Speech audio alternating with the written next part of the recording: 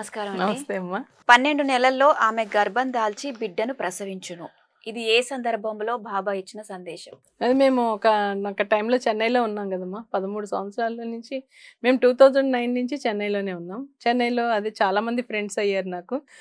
అందుకు చాలామంది మా బాబా దగ్గరికి వచ్చి వాళ్ళు ఏదైతే అనుకున్నారో నేను అసలు రండి మా బాబాకి ప్రే చేయండి అని కూడా నేను కాదు, మామూలుగా చెప్పేదాన్ని. బాబాకి ప్రే చేసుకోండి అమ్మా, అంతా మంచి జరుగుద్ది, మీకు బాబాని కొలవండి అని చెప్పినా కూడా చాలామంది ఆ విధంగా మారి బాబాతో అనుబంధం ఏర్పరచుకొని వాళ్ళ ఇంట్లో ఉన్న సమస్యలకైతే కోరికలు చాలామందికి ఎవరికైతే అయినాయో అవన్నీ తీరినాయి.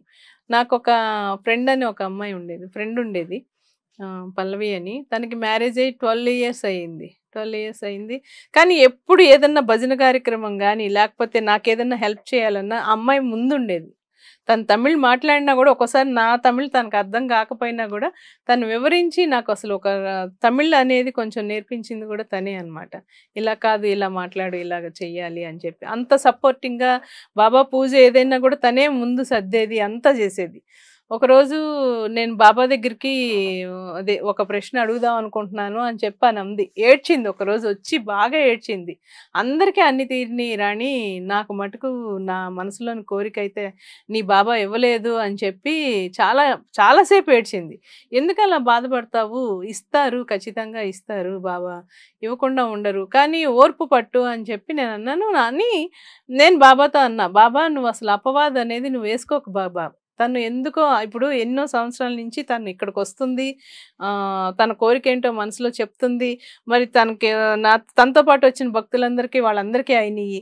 మరి తిని బాధ ఎందుకు బాబా అంత బాధపడుతుంది, నువ్వెందుకు ఇలాగా అపవాదం వేసుకోబోతున్నావు బాబా, తనకి ఏదైతే చెప్పదలుచుకున్నావు అదే చెప్పు అని అంటే, నిజంగా నేను బాబాకి అసలు ఎంత హృదయపూర్వకంగా ఆ పుస్తకం ఓపెన్ చేశాను. ఆమె 12 నెలల్లో గర్భం దాల్చి బిడ్డను ప్రసవించును అని చెప్పి అసలు ఆ సందేశం వచ్చిందనమాట. నేను అన్నాను, ఖచ్చితంగా నీకు 1 ఇయర్లో నీకు పాప బాబా ఎవరో ఒకళ్ళు పుడతారు, బాబా ఇదే ఇచ్చారు సందేశం అని అంటే, ఆ రోజు అప్పుడే బాబాకి కొబ్బరికాయ పూలు అది సమర్పించి బాబాకి ప్రసాదం తనే తీసుకొని వచ్చింది. ఎప్పుడైతే ఆ సందేశం ఇచ్చిన 3 నెలలకి తను కన్సీవ్ అయిపోయింది. కన్సీవ్ అయ్యి చక్కటి ఆడపిల్లని, పండంటి ఆడబిడ్డను ప్రసవించి చక్కగా బాబా గారికి తీసుకొచ్చి దండం పెట్టుకొని ఎంతో హ్యాపీగా ఉంది. అలా బాబా ఆమెకు సందేశం అందించారమ్మా. ఇది ఒక చిన్న విషయం నేను చెప్పబోతున్నామ్మా. చాలామంది నన్ను అడుగుతున్నారు, అమ్మ ఇలా పిల్లలు లేరు ఇలాగా అని చెప్పి చాలామంది బాధపడుతున్నారు. ఉంటుంది, బాధ అయితే ఉంటుందమ్మా, నేను కాదని చెప్పను.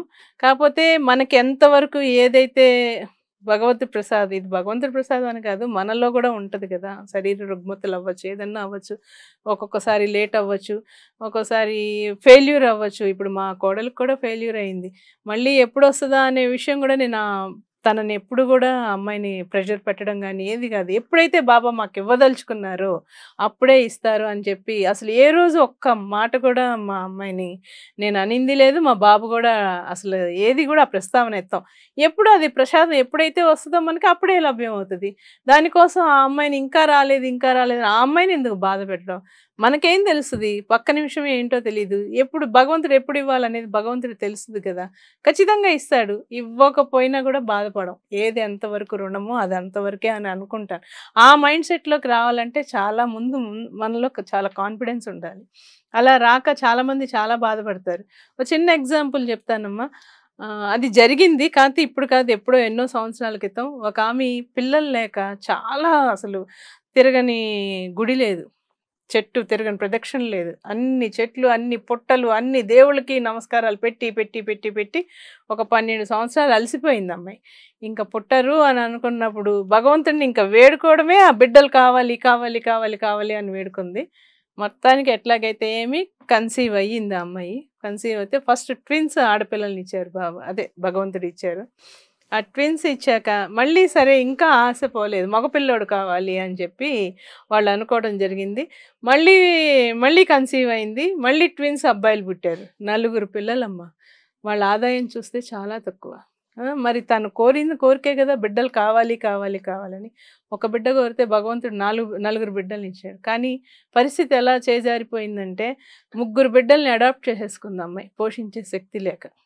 అసలు ఇది ఇంకా దారుణం. మరి కావాలని అడిగిందే తను. అందుకనే భగవంతుడికి తెలుస్తుందమ్మా, మనకి ఏదన్నా ఇవ్వాలంటే దానివల్ల ఎంత కష్టం ఉందనేది భగవంతుడు తెలిసే మనకి లేట్ చేస్తూ ఉంటాడు. కానీ మనం భగవంతుడిని ఎలాగంటే ఇవ్వు ఇవ్వు ఇవ్వు ఇవ్వు ఇవ్వు అని ఇదే పోరాడుతూ ఉంటాం. మనకి ఏదైతే అనుకూలం అనుకుంటామో అది ఆ అనుకూలంలో వీళ్ళు ఇంత ఇబ్బంది పడతారనేదే భగవంతుడు ఆలస్యం చేస్తాడు. కానీ అది అర్థం చేసుకునేయడం అనేది చాలా కష్టం. చెప్పడం మనకి ఈజీయే, వాళ్ళ ఆలోచనలోకి వెళ్తే అది చాలా కష్టం అనిపిస్తుంది. ఆఖరికి పిల్లల్ని ఇచ్చాక ఆ పిల్లలు ముగ్గురిని అడాప్ట్ చేసేసుకున్నారు. ఎందుకంటే వాళ్ళ ఇళ్ళలో పోషించే శక్తి లేదు. రోజు కూలీలు అనమాట వాళ్ళు. అలాంటి పరిస్థితి వచ్చింది. అందుకని ఎవరైనా గబుక్కున లేట్ అవుతుంది అని అనుకున్నప్పుడు బాధపడకుండా ఎప్పుడైతే భగవంతుడు మనకు వరం ప్రసాదిస్తాడో అప్పుడే అని అనుకుని పాజిటివ్ మైండ్లోకి ఉంటే అంతా మంచే జరుగుద్ది. ఎప్పుడు ఏదైనా భగవంతుడి చేతిలోనే ఉందమ్మా. కాలమే నిర్ణయిస్తుంది మన జీవితాన్ని. మనం ఏంటంటే మనలో ఉన్న ఆశల్ని దాన్ని వదులుకోలేక మనం భగవంతుడి మీద ఎక్కువగా ప్రీతి చెందుకొని భగవంతుడు ఇస్తాడనే నమ్మకంతో ఇవ్వని రోజు భగవంతుడి మీద అనేక రకమైన నెగిటివ్ థాట్స్లోకి వెళ్ళిపోతూ ఉంటాం. ఇలాంటివన్నీ పెట్టుకోకుండా ఎప్పుడైతే వరం ప్రసాదిస్తాడో అప్పుడే వరం ప్రసాదించింది అనుకొని బాబా చెప్తారు. కానీ అందరూ అనుకుంటారు, పిల్లలు లేని వాళ్ళు ఆ మెసేజ్ వస్తుంది అని అనుకుంటారు. కానీ బాబా ఎప్పుడు ఎవరికి ఏం సందేశం ఇవ్వాలనేది ఆయన నిర్ణయం. అదే మెసేజ్ వస్తుందని అయితే చెప్పలేను. కానీ వెయిట్ చేయండి. ఖచ్చితంగా ఎవరన్నా లేని వాళ్ళైనా పిల్లలు లేని వాళ్ళైనా తప్పకుండా ఇస్తాడు మాకు భగవంతుడు అనుకుని నమ్మకంతో ఉండండి. భగవంతుడు తప్పకుండా ప్రసాదిస్తాడు. అమ్మ మీరు చెప్పినట్లు మనం స్క్రీన్ పైన మీ నంబర్ ఒకటి డిస్ప్లే చేస్తున్నాము. ఓకే. సో ఎలాగో కింద పెట్టే వీడియో కింద అయితే కామెంట్స్ పెడుతున్నారు. ఓకే. అలాగే మీకేమైనా కాల్స్ వస్తున్నాయా? వస్తున్నాయమ్మా, చాలా వస్తున్నాయి. ఒక్కోసారి నేను అసలు కాల్ లిఫ్ట్ చేయకపోతుంటే వాళ్ళు ఏ విధంగా బాధపడుతున్నారా అని అనిపిస్తా ఉంది. నాకు విపరీతమైన కాల్స్ వస్తున్నాయమ్మా. ఒక్కోసారి నేనే ఆంధ్రప్రభ వాళ్ళకి విన్నవించుకుందాం అనుకుంటున్నాను.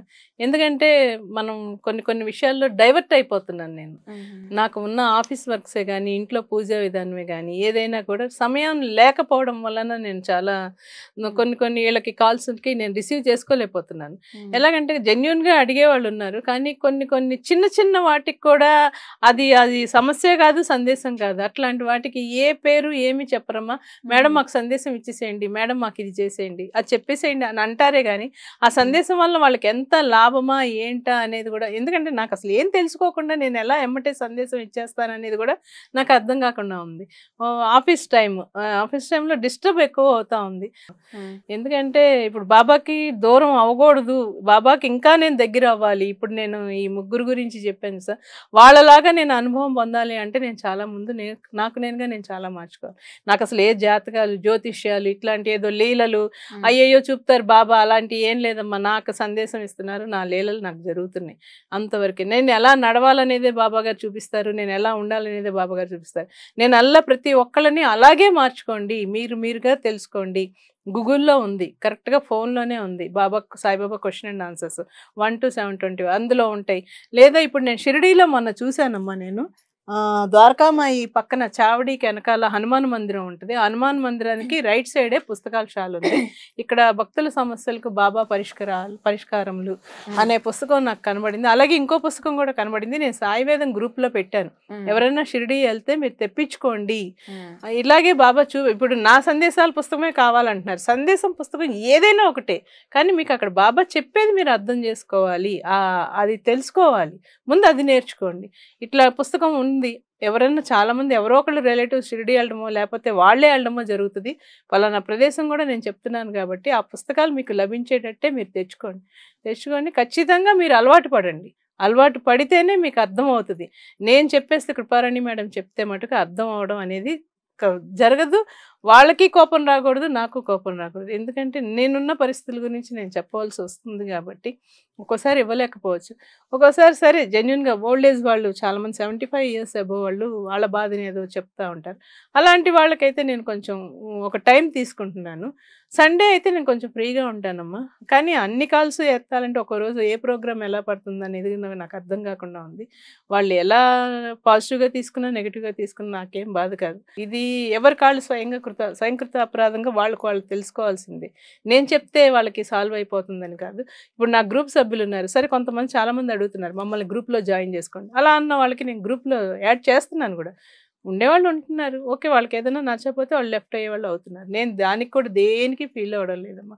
నాకు భక్తులుండాలి, నా ఎనకాల నేను ప్రజాదరణ పొందిపోవాలి, నాకు గౌరవ మర్యాదలు కావాలి అనేది మటుకు నేను ఇక్కడికి రావట్లా.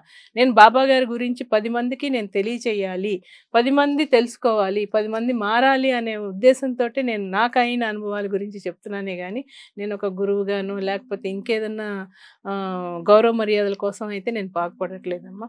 నేను చెప్తున్నాను, మీరు బాబాతో మమేక అనుబంధంగా మీ హృదయపూర్వకంగా మీరు బాబాతో మాట్లాడడం నేర్చుకోండి. బాబా ప్రతి దానికి ఆన్సర్ ఇస్తారు. మీకు ఆ సందేశం దొరుకుతుంది, మీకు ఆన్సర్ ఇస్తారు. మీ జీవితాలు నిలబడతాయి. మీ చేతుల్లోనే ఉంది, మన చేతుల్లోనే ఉంది. ఇప్పుడు నేను ఒక ఎగ్జాంపుల్ చెప్తానమ్మా. హెడేక్ వస్తుంది, తలనొప్పి వస్తుంది.